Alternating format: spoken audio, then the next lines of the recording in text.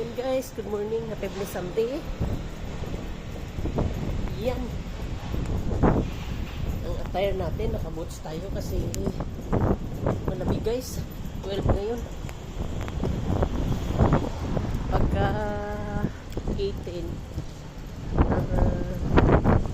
20, okay lang. Grabe. Iba daw puputang ka. Oh my God.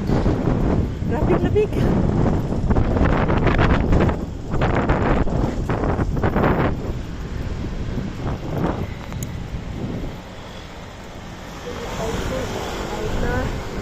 Malamig, need natin magsimba. Doon ako. Nanyo.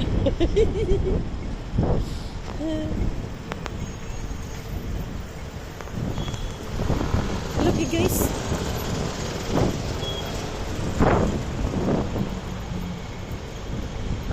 Diba, sana malamig na ano, hindi mahangin.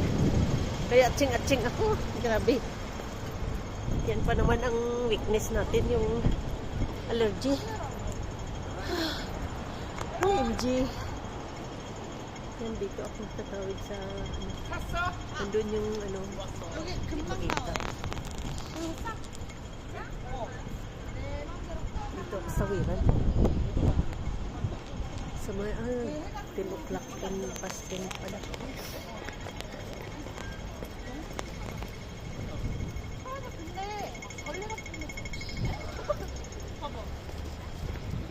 가방이야 가방.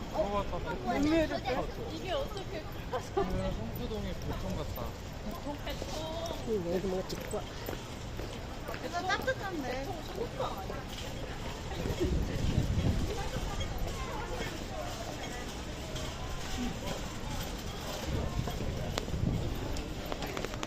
Wala tayong sakit guys.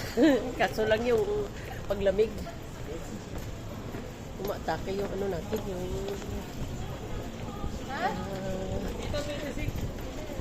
tawag dito, allergy. Basta may antihistamine lang. Alam nyo, antihistamine pag nag-atsing-atsing na ako.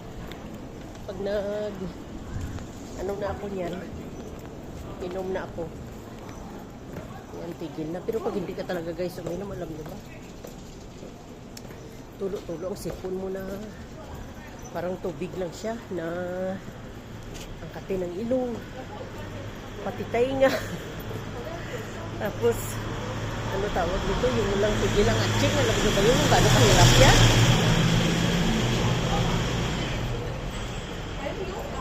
Ganun din guys pagka ganun yung magpa-check up ka. Wala kasi pag ang ano talaga yung rhinitis pagka nag-change weather, mainit man yan, malamig, umatake talaga siya. Grabe. Doon ko nakuha to sa Korea. Pero in fairness, pagka sa Pilipinas, ako wala akong ganito. Pagka nasa atin ako. Dito lang sa ibang bansa. Pero pagka sa Pilipinas, wali. Dito na ako. Diyan kami mamaya guys, magsulba. Yung oras na ito. Alas 12. Alas 12:30 pang simba namin. Punta muna ako dito sa dati kong first na ano ko yung apartment na tinitirahan o first time ko dito sa Macau. Ganito sila guys, magawa ng building. Kaya nung sa Hong Kong nasunog dito, pag nasunog, saglit lang kasi kawayan at saka ano, itong net. Gagapang talagang apoy dyan. Ganyan ang mga Chinese magawa ng building, oh, kita nyo. Ano ganyan nila.